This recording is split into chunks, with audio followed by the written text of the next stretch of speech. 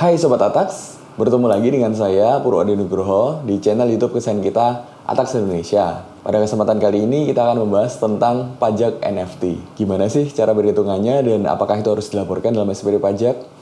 Stay tune ya.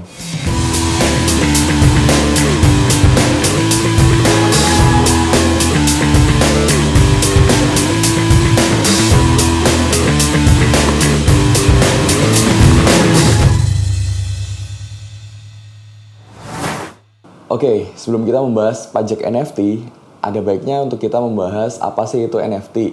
Secara pribadi, saya tidak berkompeten untuk bisa menjelaskan secara detail dan juga rinci apa itu NFT. Karena memang saya tidak berkecimpung secara mendalam di bidang itu. Sehingga apa yang saya sampaikan pada pagi hari ini tentang apa itu NFT mungkin sangat dangkal dan mungkin teman-teman bisa add ke atau masuk ke channel YouTube lain sehingga bisa mendapatkan pendapat yang lebih komprehensif. So, apa sih itu NFT? NFT adalah semacam token yang tak dapat ditukarkan yang biasanya ditemukan di blockchain. Meskipun sudah ada sejak 2014, NFT ini akan menjadi semakin banyak peminatnya, khususnya pada era pandemi yang lalu, yaitu 2020 dan juga 2021. Memang dikutip dari CNN.com, NFT adalah kepanjangannya adalah Non-Fungible Token atau aset digital yang berbentuk karya seni maupun barang koleksi yang bisa dipergunakan untuk membeli sesuatu secara virtual. Nah, barang seni dan koleksi tersebut bisa berupa foto, gambar, lagu, rekaman suara, video game, kartu-kartu untuk game, dan sebagainya. Nah, meskipun bisa dipakai untuk bisa membeli sesuatu, NFT ini sangat berbeda dengan aset kripto. Kenapa? Karena NFT mungkin agak tidak liquid atau sulit untuk diperdagangkan. Karena harus menunggu ada yang membeli dulu barang atau karya seni koleksi kita ini. Ya, sama kalau kita memiliki seperti lukisan atau mungkin memiliki suatu karya seni, patung ataupun vas bunga, kita kan juga harus menunggu ada orang yang memang minat untuk membeli lukisan atau karya-karya seni kita untuk akhirnya terjadi sebuah transaksi. Oke, seperti diwartakan oleh tribunnews.com, memang NFT merupakan teknologi kripto atau sejenis turunan dari cryptocurrency yang mempunyai satu keunggulan. Keunggulannya ini apa? Keunggulannya adalah adanya yang namanya sejenis sertifikat digital yang merupakan suatu pernyataan dari seseorang ataupun pihak yang memiliki foto, video, atau karya seni tersebut sehingga tidak bisa untuk ditiru atau diduplikasi oleh pihak lain. Nah, sertifikat kepemilikan digital tersebut akan tercatat dalam sistem blockchain yang mendukung mata uang kripto seperti Bitcoin atau Ethereum. Sehingga ketika satu karya seni tersebut sudah menjadi milik Anda, maka NFT tersebut tidak bisa lagi diduplikasi untuk orang lain.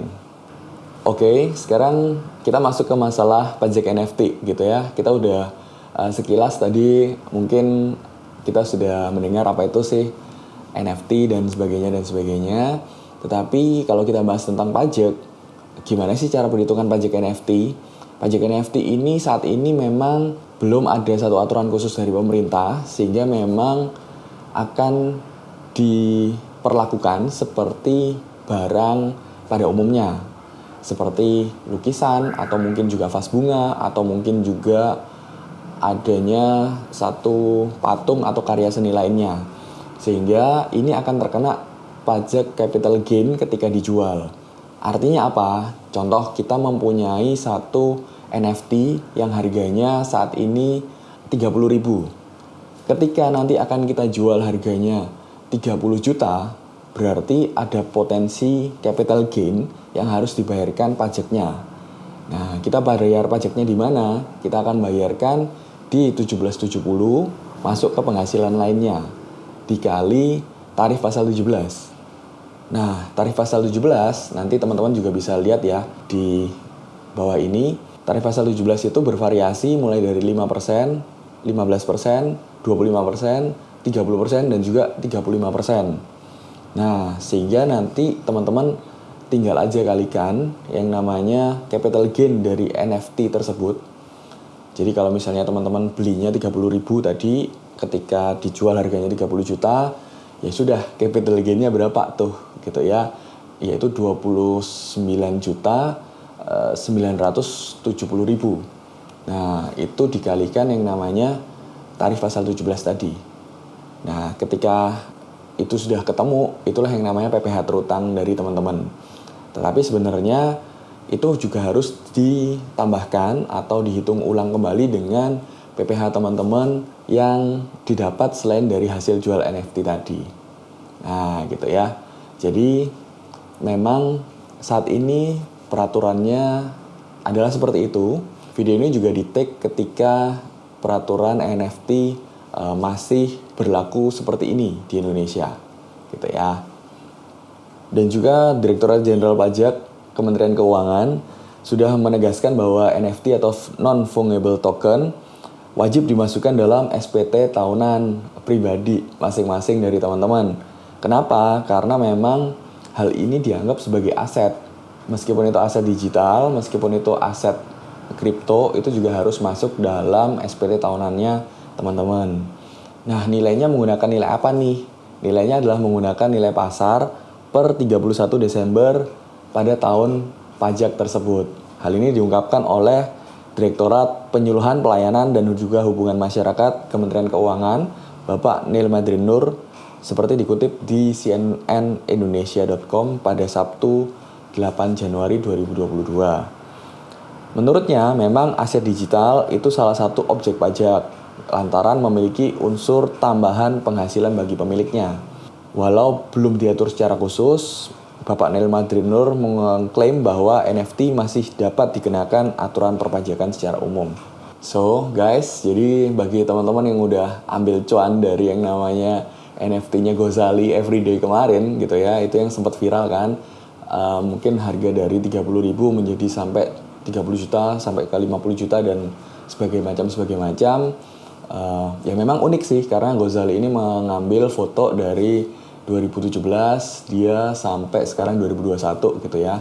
Nah, memang di satu sisi tidak ada yang salah dengan itu, tetapi ketika kita mendapatkan keuntungan atau capital gain, nah itulah yang akan dianggap sebagai penghasilan.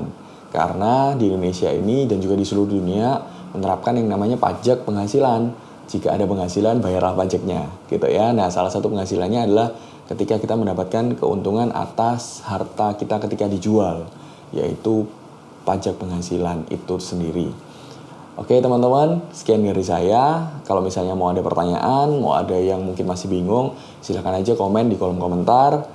So, jangan lupa untuk juga subscribe, like, comment, dan juga follow Instagram kita Atex Indonesia, karena di situ akan dapat banyak sekali info-info tentang peraturan perpajakan terbaru di Indonesia secara real time dan secara gratis.